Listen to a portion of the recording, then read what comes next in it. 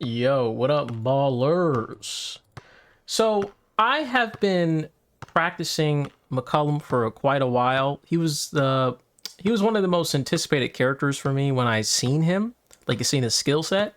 And I kind of want to show you guys how to properly play CJ McCollum. I just learned like a lot of techniques, and I just want to show you guys the best area to play this character. The best area to play this character is at the 4-5 meter. For the most of his offense, this is the best place to play him. This whole section right here. Because he can do pretty much every one of his moves except for his ultimate. So when you have his ultimate, you're probably going to want to either play around here instead, because then you could just do your backstep into the ultimate. If you're like right in this area. So that's probably the best place when you get your ult. That means you're going to be in this mode where you're in this section. But for most of his offense, you want to be in this area. Preferably the wing. The wing area is the best, because then now you have a lot more separation. Now, if you're doing like a spacing team where it's like you have two stretches, then yes, you could play in the middle like this, because you basically have the whole floor. But now you got to deal with, more people, which is fine. It's okay to do that. It's okay to deal with more people like that. But usually the wing is the best for isolation, because it's just easier to, not deal with so many players that you have to, normally deal with. You know what I mean? But anyway, let me show you guys what goes on. So when you dribble with McCollum, let's just start with the regular pull-up, right? If you dribble here, you can do a pull-up, correct? Okay. If you dribble here, you can go inside, do a pull-up as well.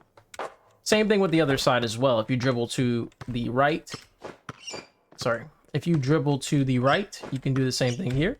Go for a pull-up. Now, another thing you can do is boom, boom, into a step back. Same thing on the other side. Bang. And you can also do this as well. You can go right into the drive in after the backstep on both sides. This is all from one area, by the way. You can also do the layup or the floater. You can also just do the floater straight up if you just drive once. There's a lot of things you can do here. Like I said, man, there's a lot of stuff. You can also just wait it out. You can even just go like that if you wanted to kind of trick your opponent into thinking you're going for the drive. And you can double clutch. So you don't necessarily have to be here for your ultimate, actually. You don't have to be here to do your ultimate, to be honest. You can actually still be here. You just have to remember, to just walk back and do it. So that is the main way, in my opinion, to score with this character. What I just showed you. This one area is all you need. You can do pretty much everything. And of course, you can pass it out as well if you want to with the floater. But you can't spam that move, by the way. You can only do it once per, well, not once per possession, but you just don't, you have a huge cooldown on that thing. Yeah, it's like 5 seconds or something like that. How many seconds? Let me see. Yeah, it's like about 4 seconds. But anyway, that is the main way to score with McCollum. I don't think I have anything else to show you. That is the best way. This is the best way.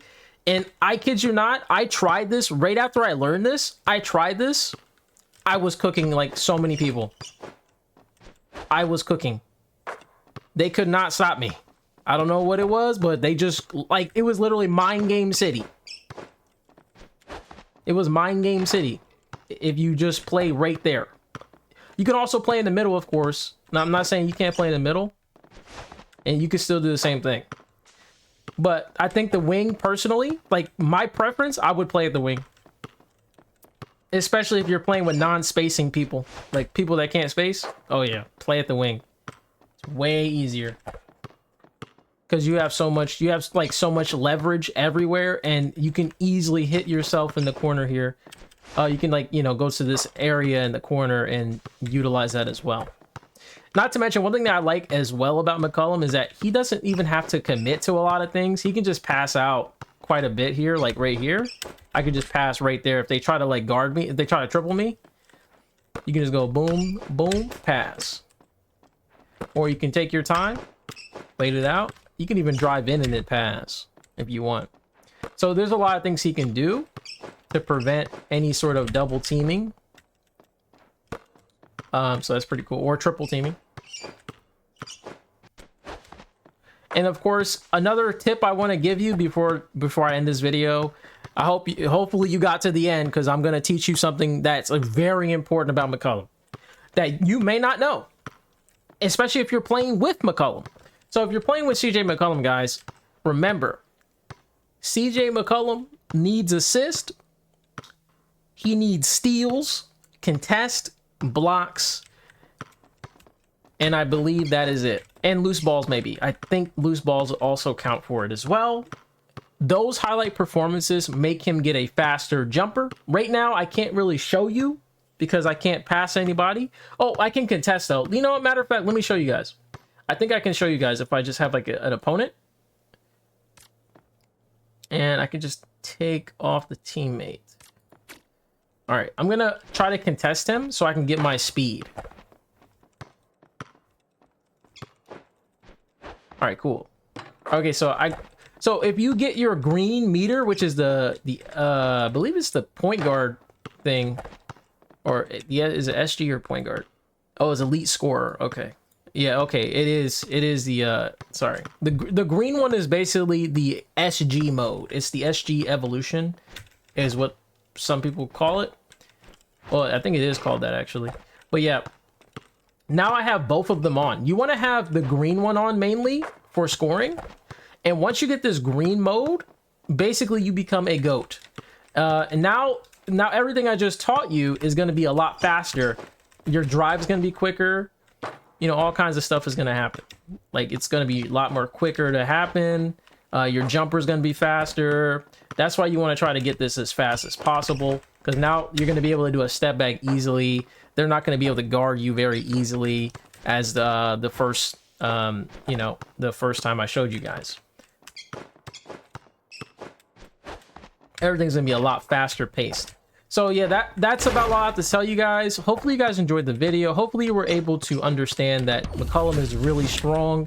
And a lot of people probably don't know this techniques I just showed you guys today.